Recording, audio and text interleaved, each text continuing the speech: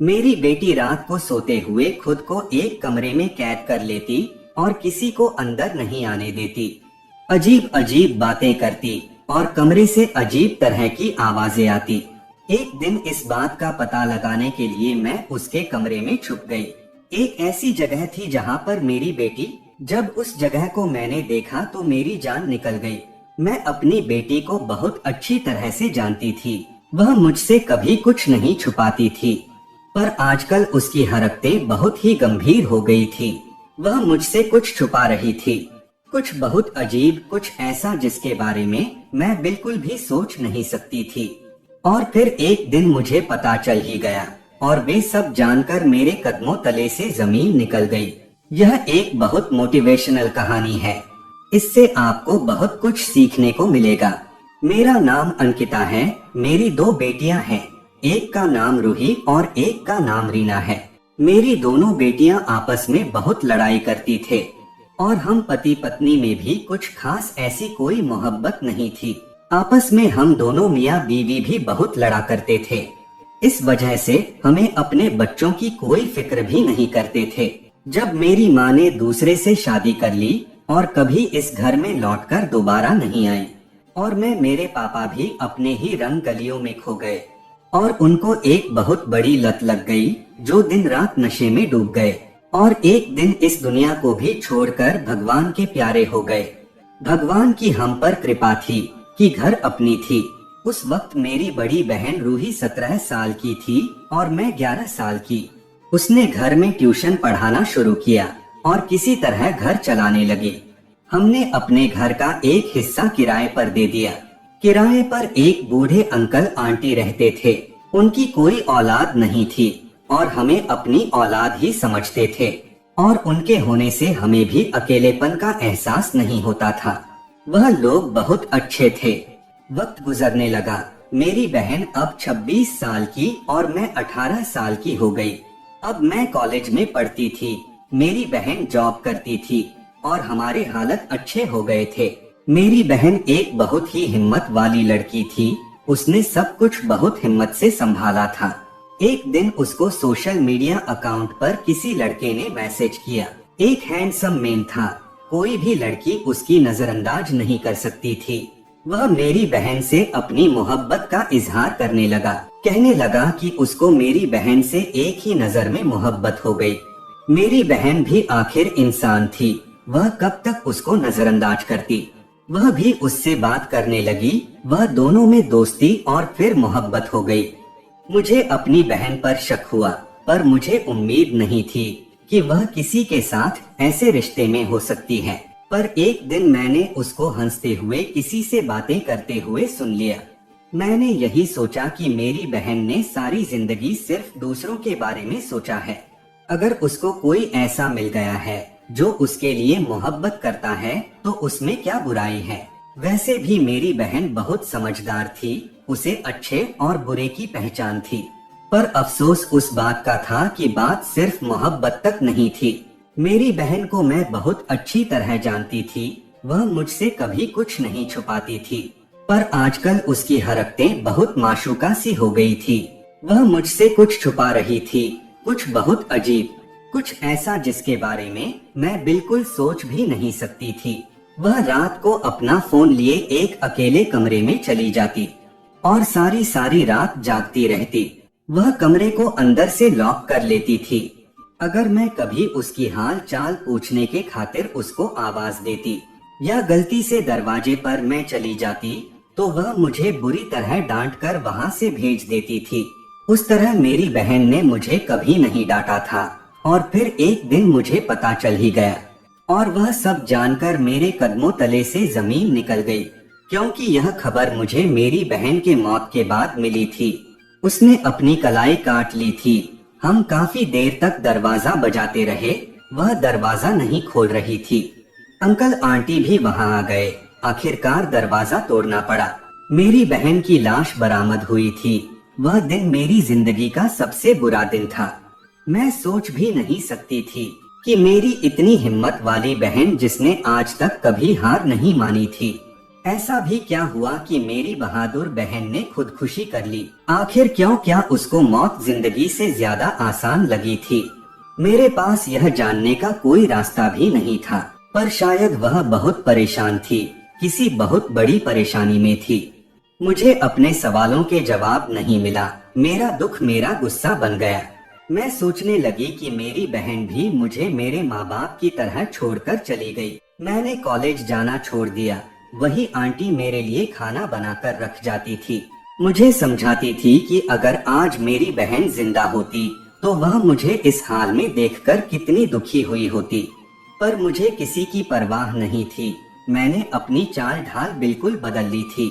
मैं अब हर तरह का फैशन करती थी। मेरी बहन बहुत खूबसूरत थी।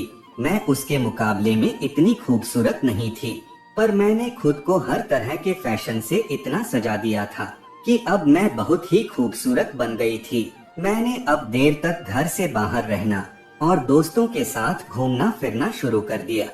अपने सोशल मीडिया का अकाउंट पर अपनी तस्वीर लगाया करती थी। एक दिन मुझे एक हसीन लड़के की तरफ से मैसेज आया, जिसका कहना था कि वह मुझसे दोस्ती करना चाहता था। मैंने पहले उसे थोड़ा तड़पाया। वह भी अपनी लगन का पक्का था। रोज मुझसे बात करने की कोशिश करता था। आखिरकार दिल भी पिघल गया और मैंने उससे बातें करना शुरू कर दिया। हम दिन रात बातें करते थे। एक दिन हमने एक दूसरे से मोहब्बत का इजहार कर बैठे थे। एक दिन उसने मुझसे एक ख्वाहिश किया और कहा कि अगर मैं उससे प्यार करती हूँ तो उसकी बात मान लो। पर मैंने उसे जवाब में कह दिया कि यूं फोन पर दूर दूर कब तक रहेंगे, वह मुझसे मिलने मेरे घर ही आ जाए। क्योंकि वैसे भी मैं अपने घर में अकेली रहती थी और अब तो मेरी बहन भी नहीं थी। मुझ पर हुक्म चलाने के लिए मैं जो चाहती थी वह कर सकती थी।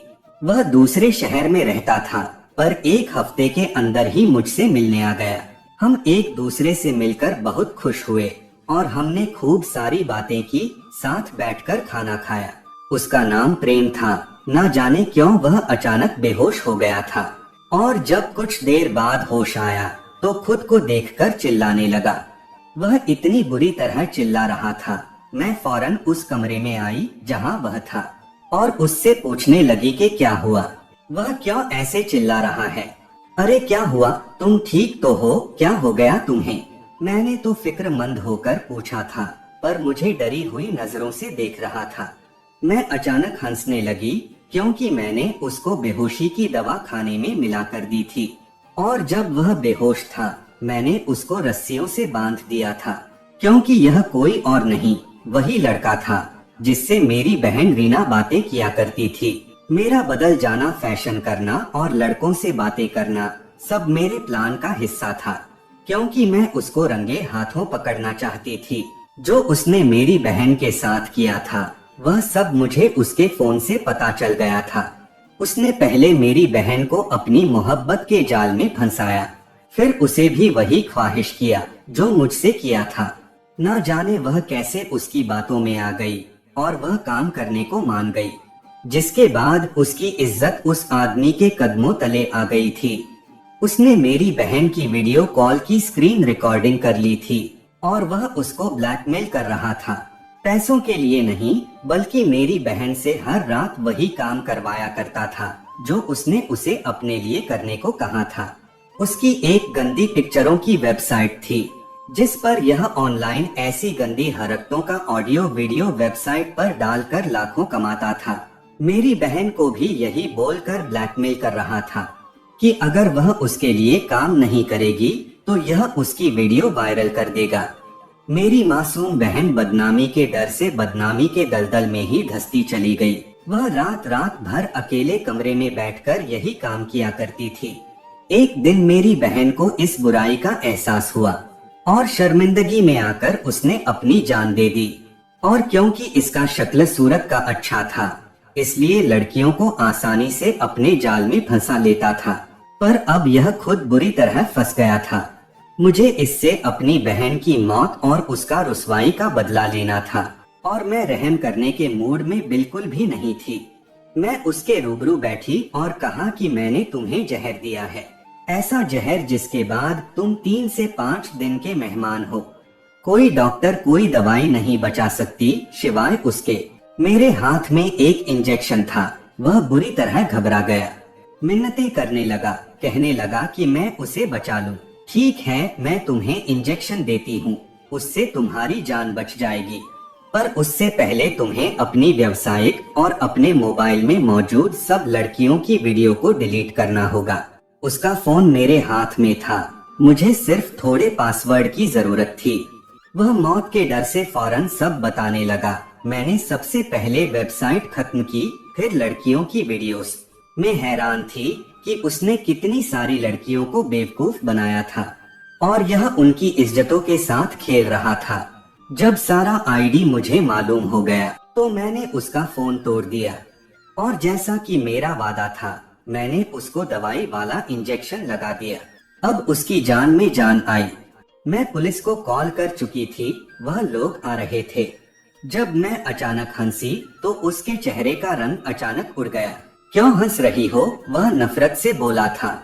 यह सोचकर हंस रही हूँ कि इतनी सारी लड़कियों को बेवकूफ बनाने वाला खुद इतना बड़ा बेवकूफ हो सकता है। वे चौंका और पूछने लगा कि क्या मतलब? मैंने तुम्हें कोई जहर नहीं दिया था, वह सिर्फ बेहोशी की दवाई थी और जिस इंजेक्शन को तुमने अपनी दवा समझकर उसको लेने के लिए अपना सब कुछ खत्म कर दिया, असल वो जहर तो है ही नहीं, व्यथा HIV का जहर। अब तुम एक मरीज हो जो तड़प तड़प कर मरेगा। मेरा इतना कहना था कि उसके कदमों तले से जमीन निकल गई। वह रोने लगा। उसकी बेबसी देखकर मुझे बहुत सुकून मिल रहा था। ऐसे ही उसने ना जाने कितनी लड़कियों की बेबसी के साथ खेल खेला होगा। पर हर जालिम का अंत जरूर होता है और उसके खिलाफ मजलूम ही खड़ा होता है। उसको पुलिस पकड़ कर ले गई। उस दिन मैं अपनी बहन की कब्र पर गई और उसको बताया कि मैंने उसके मुलजिम से बदला ले लिया है। पर मेरी उन सभी लड़कियों से मेरी गुजारिश है कि ऐसे किसी फेक आइडिया लड़कों से बचकर रहें कि यह आपको सिर्फ मौत और बदनामी तक का सफर तय करवा सकते हैं। भगवान मेरी बहन के आत्मा को शांति दे और आप लोग भी अपने व्यवसाय को, अपने आईडी को हमेशा ओपनली किसी को ना बताएं। उसके बारे में बगैर जाने उसके इतने करीब ना जाएं। हो सकता है वह आपको किस मकसद के लिए इस्तेमाल कर सकता है। तो दोस्तों, ये कहानी आप लोगों को कैसी लगी है कमेंट करके जरूर बताइएगा। तो दोस्तों, ये थी हमारी आज की कहानी। आपका क्या कहना है इस कहानी के बारे में? कमेंट करके हमें ज़रूर बताएं। वीडियो को लाइक कर दीजिए और चैनल को सब्सक्राइब करके घंटी को दबाकर ऑल पर सेट कर लीजिए ताकि आने वाले वीडियो आपको तुरंत मिले। मुझे दीजिए अगली वीडियो तक इजाज़त। तब तक के लिए धन्यवाद।